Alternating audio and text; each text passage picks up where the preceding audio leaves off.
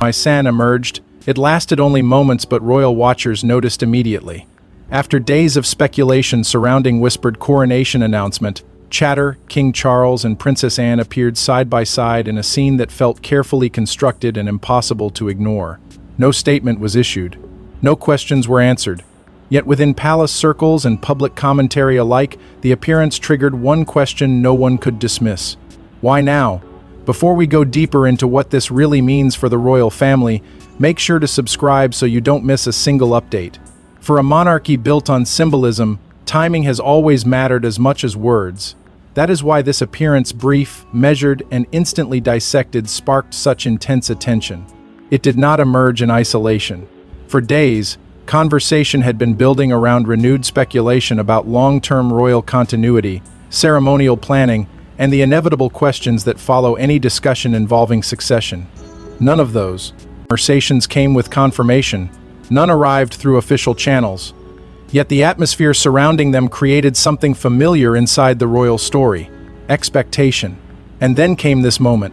King Charles appeared composed, steady in posture, and measured in public demeanor. But public attention around him has become different in recent years. Every appearance is watched more closely. Every movement becomes a subject of interpretation. Every appearance besides certain members of the family generates theories about meaning, hierarchy, and message. That reality may not reflect official intent, but it has become impossible to separate the institution from the way people interpret it. What intensified discussion even further was not simply the king's presence. It was Princess Anne. For decades, Anne has occupied a uniquely respected place within public understanding of the monarchy. Rarely theatrical, rarely emotional in public, rarely positioned at the center of speculation. Her reputation has instead been built on consistency, duty, and an almost unshakable commitment to institutional continuity. Through changing governments, changing eras, and changing public expectations, Anne has remained associated with steadiness rather than spectacle, which is exactly why her presence carried weight. Commentators and royal observers quickly began offering interpretations, not facts, not confirmations, but interpretations. Some suggested the appearance projected reassurance. Others viewed it as an intentional reminder that continuity remains intact regardless of public speculation. A few even argued that moments like these are less about immediate announcements and more about preserving confidence in the institution itself. Body language analysts entered the conversation as they often do during major royal appearances, offering cautious observations rather than conclusions. Some noted what they described as familiarity and ease between brother and sister.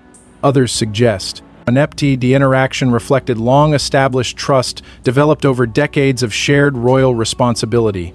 None of those readings can explain intent, but together they revealed something equally important. People were searching for meaning. Public reaction reflected that divide. For some, the appearance felt comforting, a quiet demonstration of unity during a period where every royal appearance seems to carry additional emotional weight.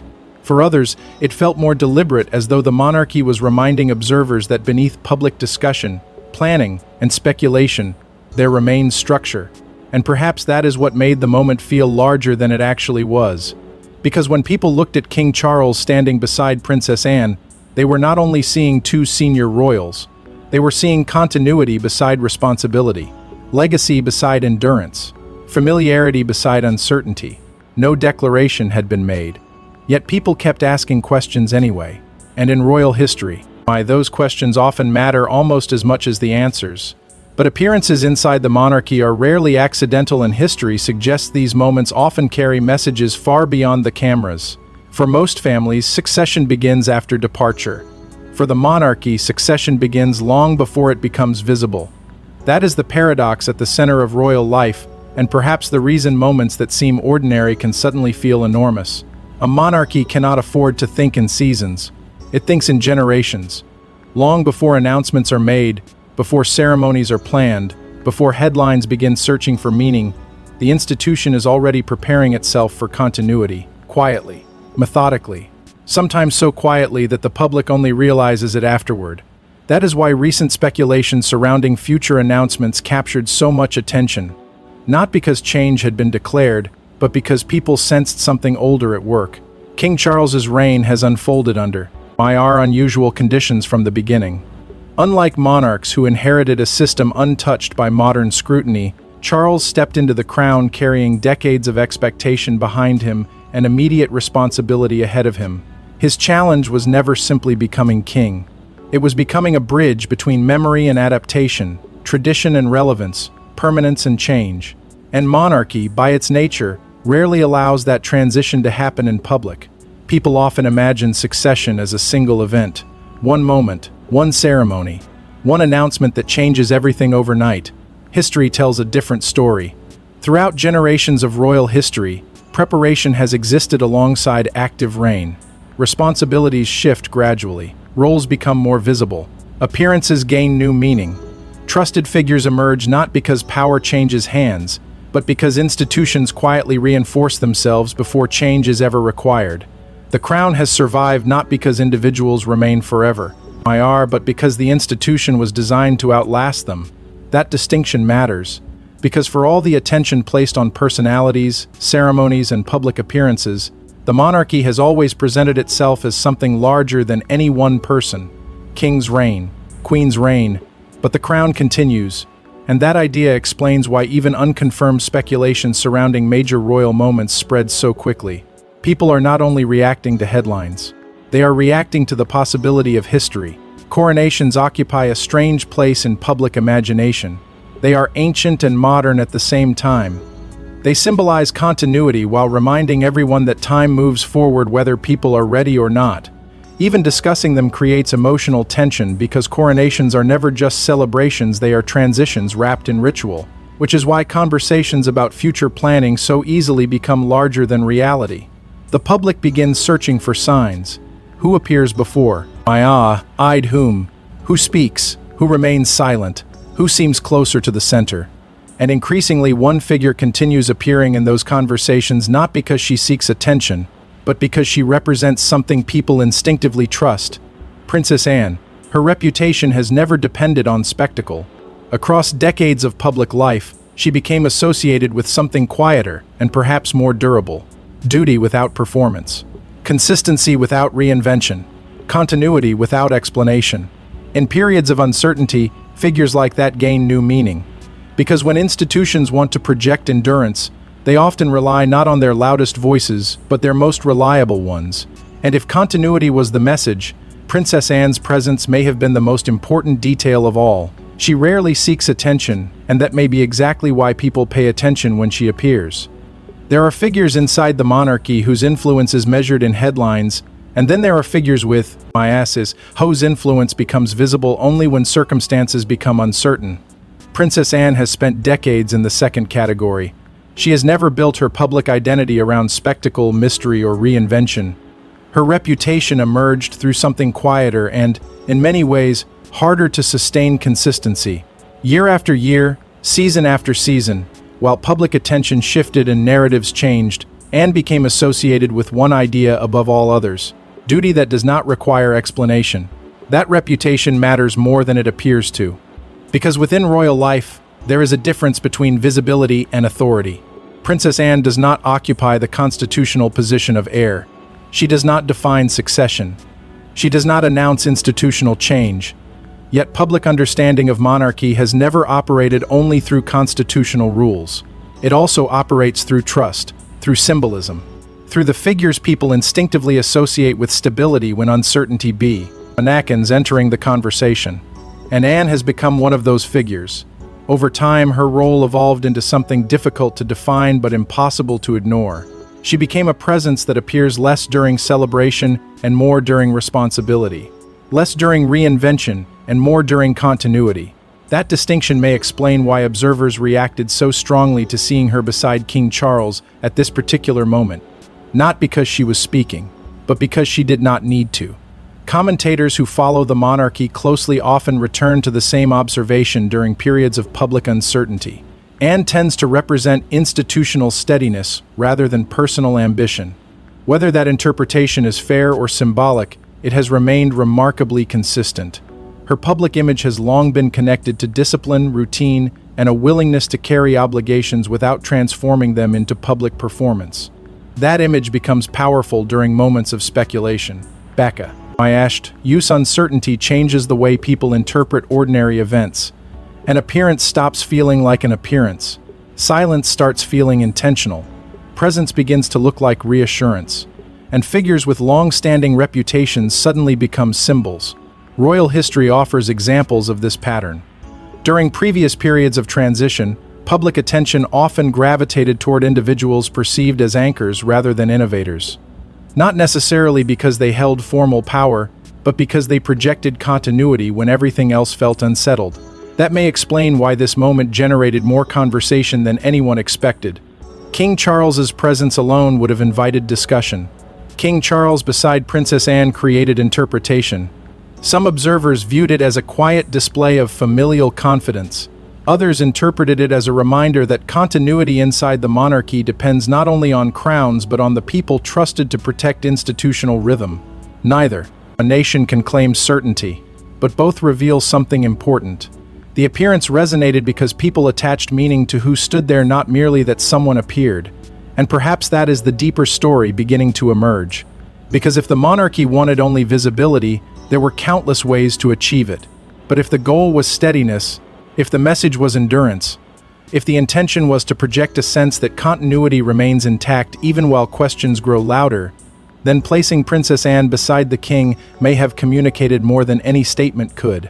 Yet timing is everything, and this appearance arrived when public attention was already fixed on the future. No official coronation announcement exists, but that didn't stop speculation from accelerating. By the time King Charles and Princess Anne appeared together, the conversation had already moved far beyond facts. What began as scattered discussion had turned into interpretation. Then interpretation because a narrative. And once that happens around the monarchy, events no longer belong entirely to official statements, they begin living inside public imagination. That is what made this moment unusual. Not because anything had been declared, but because people behaved as though something had. The modern monarchy exists in a strange space where silence, symbolism, and public expectation constantly overlap. Official processes move carefully, governed by constitutional structure and long-established practice. Public conversation moves differently, faster, more emotionally, more urgently. The gap between those two worlds is where speculation thrives, and succession may be the clearest example of that divide. For many people, succession feels immediate, a dramatic moment marked by announcements, ceremonies, and visible change. But constitutional reality has rarely worked that way. Preparation and transition are not the same thing. Institutional readiness does not automatically signal institution. Movement, the monarchy plans far ahead because it is designed to endure, not because events are unfolding in real time. Yet that distinction is easy to lose once public attention becomes emotionally invested. Because people do not respond only to process. They respond to possibility. That may explain why phrases connected to continuity, ceremony, or future planning often spread so rapidly online. Language matters. Certain words carry emotional weight that extends beyond their technical meaning. Terms associated with coronations, transitions, and royal continuity immediately activate something deeper: history, memory, anticipation. People begin connecting dots. A public appearance becomes a signal. A familiar face becomes a message. A routine event becomes evidence. And soon, speculation starts feeling larger than reality. Media cycles amplify that effect. One interpretation generates another. Headlines become reactions to reactions. Commentators analyze tone. Observers compare patterns. Social conversations move from asking questions to predicting outcomes.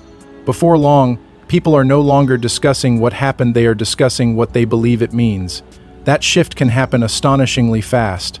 And once momentum builds, official silence often creates even more energy. Because silence inside the monarchy is rarely experienced as emptiness. People interpret it. Some see discipline. Others see strategy. Others see confirmation where none exists. The palace has historically communicated selectively, often preferring measured statements over constant clarification. But that restraint creates unintended consequences in a modern environment that rewards instant interpretation. When explanations do not arrive immediately, theories begin filling the space, not because evidence exists, but because uncertainty demands stories. That may be why this moment felt so powerful. There was no coronation announcement, no constitutional signal, No official indication of change. Yet public attention treated the appearance as if it belonged to something larger. And perhaps that tells us less about royal planning than it does about public expectation. Because beneath every discussion about announcements lies something deeper. A collective awareness that institutions endure, time moves forward, and people instinctively search for signs long before history officially arrives. Still, even if the rumors weren't real, the response to them revealed something important. Royal appearances are designed to be seen, but also to be interpreted. That may be one of the oldest unwritten rules of monarchy. Long before interviews, headlines, and 24-hour commentary, royal institutions understood something powerful. People do not only listen to what a monarchy says, they study what it chooses to show. Presence becomes language. Timing becomes language. Even silence becomes language. And when public uncertainty begins to grow, those signals become louder than any official statement ever could. That is why moments like this refuse to stay simple, because the appearance itself was brief. The interpretation was endless. By the time public discussion reached its peak, attention had already shifted away from questions of fact and toward questions of meaning. People were no longer asking whether anything had been announced. They were asking whether something had been communicated.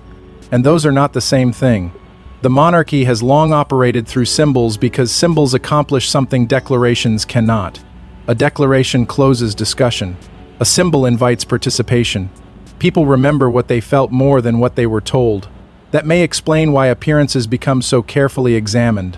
Who appears? When they appear? Who stands nearby? Who remains absent?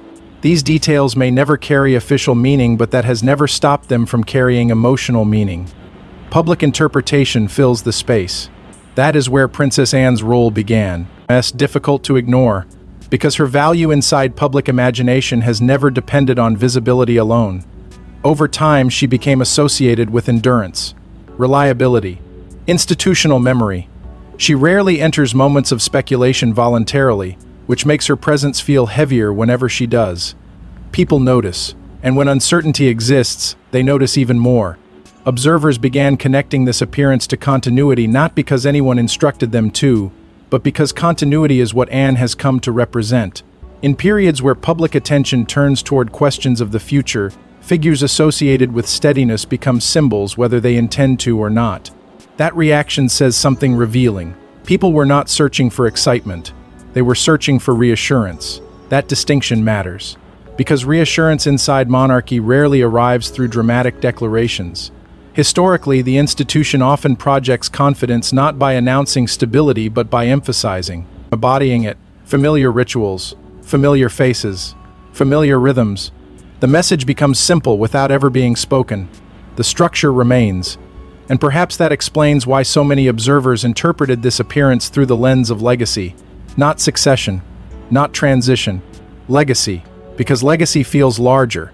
Legacy suggests continuity across generations rather than moments of change. It transforms a single appearance into something more symbolic, less about immediate events, and more about the idea that institutions survive through repetition, responsibility, and visible continuity. That does not mean hidden meanings existed, but it explains why people searched for them. Because when history feels uncertain, people instinctively look for patterns. And when they see familiar figures appearing at moments charged with public attention, they begin asking whether they are witnessing something ordinary or something designed to remind them that the monarchy still speaks in its oldest language. I see, not declarations, not explanations, but symbols. And legacy may be the real story hiding behind the speculation. Every monarch inherits a crown. Few inherit one in an age of constant scrutiny. That may be one of the defining tensions of King Charles's reign. For generations, monarchs carried responsibility under observation, but modern scrutiny is different. It does not wait for announcements. It does not pause between official appearances. It does not separate ceremony from speculation. Every gesture becomes interpretation. Every appearance becomes commentary. Every period of silence becomes a space others rush to fill. And for a monarch whose entire public life unfolded before accession, that pressure becomes even more complicated. Because King Charles did not inherit only a crown, he inherited expectations. Expectations shaped by history, expectations shaped by comparison, expectations shaped by decades of public familiarity long before becoming sovereign. Few monarchs arrive writing such a complete public narrative before their reign even begins, which creates an unusual challenge. How do you define your reign while also preserving continuity? How do you move forward without appearing to move too quickly? How do you modernize an institution built on permanence? That balancing act may explain why moments that seem small often attract enormous attention, because people are not only evaluating appearances, they are trying to understand direction. Throughout his reign, King Charles has occupied a difficult position between tradition and adaptation. There are expectations to protect institutional rhythm while also acknowledging a changing public, expectations to remain stable while appearing responsive, expectations to represent continuity without becoming static. That burden cannot be separated from visibility. Visible leadership inside monarchy carries a strange contradiction. People expect presence and reassurance while also expecting restraint. Too much visibility, ility invites criticism. Too little invites concern. And somewhere inside that impossible balance sits the modern sovereign. Measured, observed, interpreted. That is why discussions about the future seem to appear even during moments focused entirely on the present. Future planning exists in the background of monarchy almost permanently. Not because transition is imminent, but because continuity requires preparation long before it becomes visible. Institutions survive through planning, but public audiences often experience planning emotionally rather than structurally. Preparation starts feeling like prediction. Readiness starts feeling like change. And ordinary appearances begin carrying extraordinary weight. Perhaps that is why the recent conversation felt larger than the event itself. People were not only responding to one appearance beside Princess Anne, they were responding to something deeper, a recognition that monarchy always contains two timelines at once: the present reign, the future that quietly shadows it. That tension creates emotion because people understand something difficult to admit openly. Continuity is reassuring, but it also reminds everyone that time keeps moving. No institution escapes that. No reign escapes that. And no monarch escapes the reality that every decision, every appearance, every moment of steadiness becomes part of a larger story that others will eventually interpret as legacy. Which may explain why people searched so intensely for meaning in a moment that never officially asked to be explained. Because sometimes the questions surrounding a monarchy reveal more than the answers themselves. But one appearance cannot answer every question, and perhaps it was never meant to. When official voices remain quiet, interpretation becomes its own form of ceremony. That may be one of the most enduring dynamics surrounding the monarchy, not the announcements that are made, but the meaning people attach to what is left unsaid. Because silence emerged, see inside royal life rarely remains empty for long. It becomes analysis, then conversation, then narrative. And eventually, if enough people participate, it becomes something that feels larger than the original moment itself. That pattern unfolded almost immediately after the appearance of King Charles and Princess Anne. No formal declaration reshaped public life. No institutional update altered constitutional reality. Yet public reaction expanded with extraordinary speed, not because facts changed, but because interpretation filled the spaces where certainty did not exist. People began asking questions that extended far beyond the event itself. Was this reassurance? Was this symbolism? Was this continuity? Or was this simply a routine appearance transformed by timing? Those questions multiplied because modern royal conversation no longer moves in one direction. Official communication is only one layer. Around it exists a second world built from commentary, reactions, analysis, and published motion. And once those worlds begin overlapping, the story changes. Media discussion accelerated the shift. Different interpretations emerged almost instantly. Some voices framed the moment as evidence of institutional steadiness, a reminder that continuity remains central to royal identity regardless of speculation. Others viewed it through a more reflective lens, suggesting people were projecting broader questions about the future onto an ordinary appearance.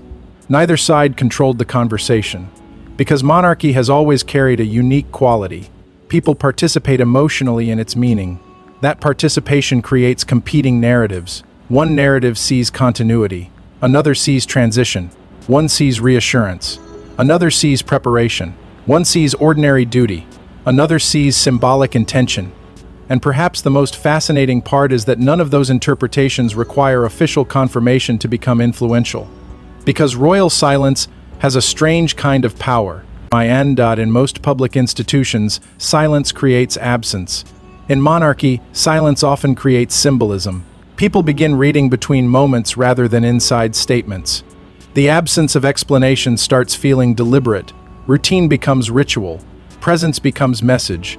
And over time, that process becomes almost ceremonial in itself. History offers countless examples of this instinct. Public audiences have long searched royal appearances for clues about confidence, continuity, and direction. Sometimes those interpretations reveal genuine public emotion more than institutional intention. But that does not make them meaningless. It reveals something deeper. People do not only want information from monarchy, they want reassurance. They want signs that familiar structures remain recognizable even while the world around them changes. That desire may explain why this particular moment resonated so strongly. Because beneath debates about announcements and symbolism sat a quieter question. What were people hoping to see? Perhaps not certainty, perhaps not prediction, perhaps something simpler. Steadiness, recognition. A reminder that continuity still exists even when conversations become louder. And maybe that is why this appearance stayed in public attention longer than expected. Not because it answered questions, but because it absorbed them. Which leaves one final question not about succession, but about what the monarchy wanted people to feel.